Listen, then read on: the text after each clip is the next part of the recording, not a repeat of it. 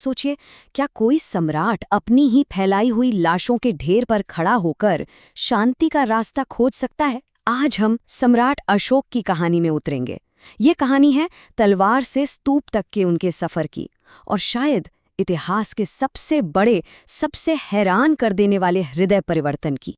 और यही सवाल असल में इस पूरी कहानी की जड़ है। क्या एक क्रूर शासक सच में बदल सकता है? मतलब एक ऐसा इंसान जिसकी पहचान ही उसकी क्रूरता हो, क्या वो वाकई में एक दूसरा इंसान बन सकता है? अशोक की जिंदगी में ही इस सवाल का जवाब छिपा है, तो चलिए साथ मिलकर उसे ढूंढते हैं। हर बड़ी कहानी की तरह इसकी भी एक शुरुआत है। अशोक के महान अशोक बनने से बहुत पहले वो सिर्फ एक राजकुमार थे। लेकिन ये कोई आम राजकुमार नहीं थे। ये वो राजकुमार थे जिनकी महत्वाकांक्षा की आग में भविष्य में बहुत कुछ जलकर राख होने वाला था। तो बात है लगभग 304 ईसा पूर्व की। सम्राट बिंदुसार के घर एक बेटे का जन्म हुआ, अशोक। और उनमें वो सब कुछ था जो एक जबरदस्त योद्धा में होना चाहिए। तेज दिमाग, कमाल की बहादुरी और युद्ध की कला में तो निपुण। लेकिन इन्हीं सब खूबियों पर एक गहरा साया था, उनकी कठोरता का, उनकी बेहिसाब महत्वाकांक्षा का।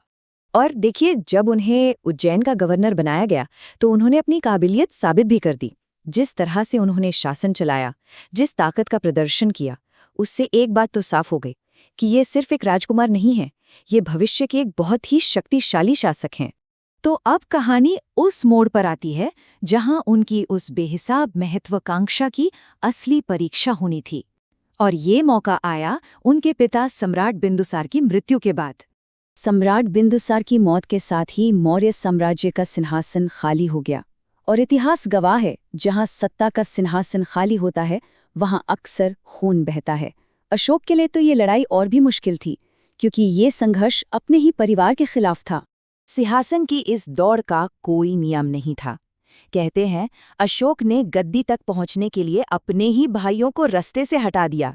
इस खूनी खेल के बाद वो विजेता बनकर उभरे और बन गए मौर्य साम्राज्य के निर्विवाद सम्राट। लेकिन सम्राट बनने के बाद अशोक की जिंदगी में एक ऐसी घटना घटी जिसने सिर्फ उनकी जिंदगी ही नहीं बल्कि इतिहास का रुख ही हमेशा के लिए मोड़ दिया। और वो घटना थी कलिंग का खूनी युद्ध।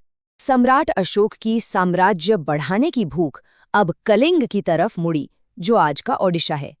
कलिंग उस वक्त एक आज़ाद और बहुत ही ताकतवर राज्य था, और ये अशोक के अखंड भारत के सपने के ठीक बीच में खड़ा था। अशोक किसी भी कीमत पर उसे अपने साम्राज्य में मिलाना चाहते थे। जरा इस नंबर पर गौर कीजिए, 1,00,000। ये कोई मामूली आंकड़ा नहीं है। ये उन लोगों की गिनती है जो उस भयानक कलिंग युद्ध में मारे गए थे। ये सिर्फ एक जंग नहीं थी, ये तो एक नरसंहार था। जब जंग खत्म हुई तो अशोक ने अपनी जीत का नजारा देखा, पर ये जश्न का नजारा नहीं था। जहां तक नजर जाती लाशें ही लाशें थीं, और पूरा का पूरा मैदान खून से लाल था। ये जीत नहीं थी, ये विनाश था। और उसी विनाश के बीचों बीच अपनी जीत के सबसे ऊंचे मकाम पर खड़े अशोक ने जो देखा, उसने उन्हें अंदर तक बुरी तरह से हिला कर रख दिया। एक विजेता की तरह जब अशोक उस मैदान में घूमे तो उन्हें अपनी जीत के नारे नहीं बल्कि इंसानी तकलीफों की खामोशी सुनाई दी। उन्हें दिखे अनगिनत शव, रोते बिलखते अनाथ बच्चे और पल भर में बर्बाद हो चुकी जिंदगियां।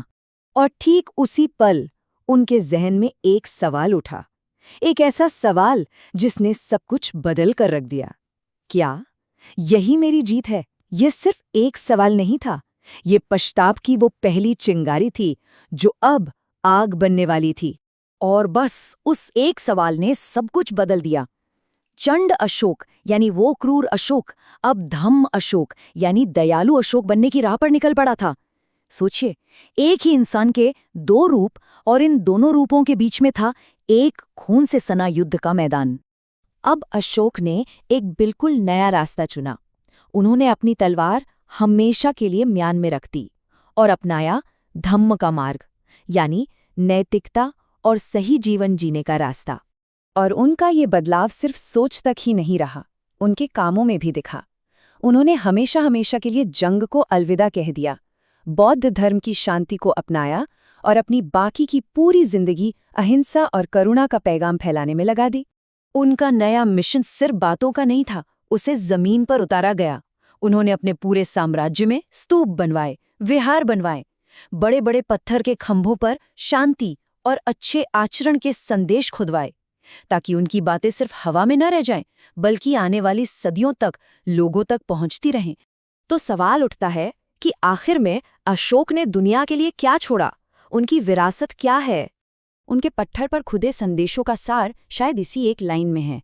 उन्होंने दुनिया को सिखाया कि असली जीत जमीन के टुकड़े जीतने में नहीं, बल्कि लोगों का दिल जीतने में है। ये लीडरशिप का एक बिल्कुल ही नया नजरिया था। अशोक की कहानी एक बहुत बड़ी सच्चाई सिखाती है कि बदलाव मुमकिन है। कोई भी इंसान, उसका अतीत चाहे कितना भी अंधेरा क्यों ना रहा हो, वो खुद को बदल सकता है और अच्छाई के रास्ते पर चल सकता है। अशोक का ये पूरा सफर हमें दो तरह की ताकतों का फर्क समझाता है।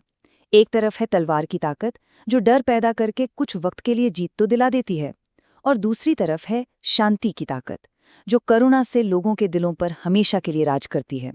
अशोक ने दोनों ही ताकतों को आजमाया और आखिर में ये फैसला किया कि सच्ची शक्ति आखिर है किसमें। उनका ये चुनाव आज भी हम सबके सामने एक सवाल की तरह खड़ा है।